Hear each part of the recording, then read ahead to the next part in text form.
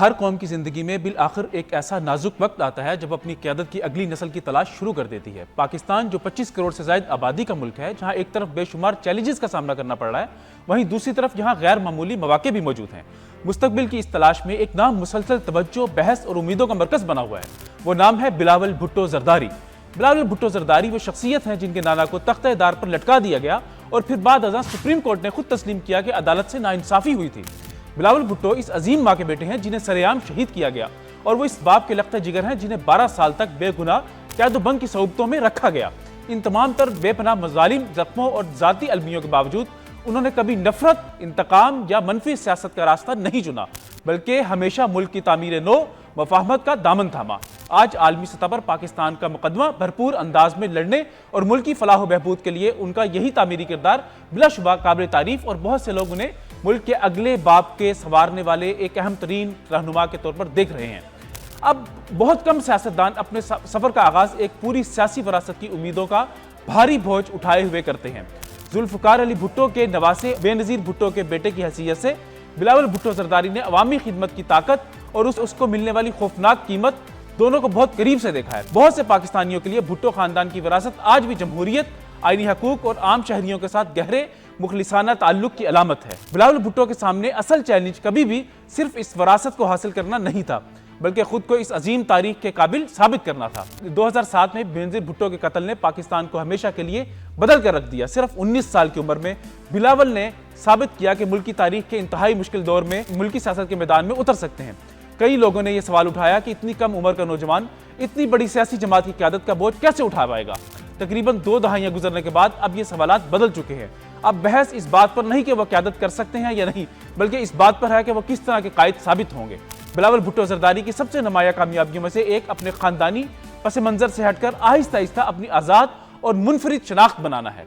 उनकी तकारीर का रुख अब ज़्यादातर उन मसाइल की तरफ होता है जो पाकिस्तानी नौजवानों की दिल की आवाज़ हैं, जैसे तालीम, टेक्नोलॉजी, मौसमियाती तब्दीली, रोज़गार, जमहूरी तर्ज हुकूमत और सबके लिए बराबर के मौके। उनके हामियों का मानना है कि तारीखी सियासी इक़दार को दौर हाजिर के जदीद चैलेंजेस के साथ जोड़ने की यही सलाहियत उन्हें रवायती सियासतदानों से मुनफरिद बनाती है। पाकिस्तान दुनिया के जदीद तरीन ममालिक में से एक है जहाँ की आधी से ज़्यादा आबादी की उम्र 30 साल से कम है।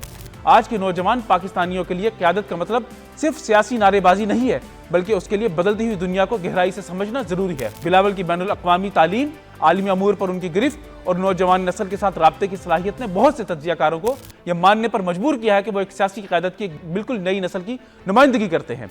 माजी के बरक्स जहाँ सियासत पर हमेशा बड़ी उम्र के रहनुमाओं का गलबा रहा है, बिलावल इस नस्ल दर नस्ल मुंतकली की अलामत है, जहाँ से पाकिस्तान को बिलाखिर गुजरना ही है।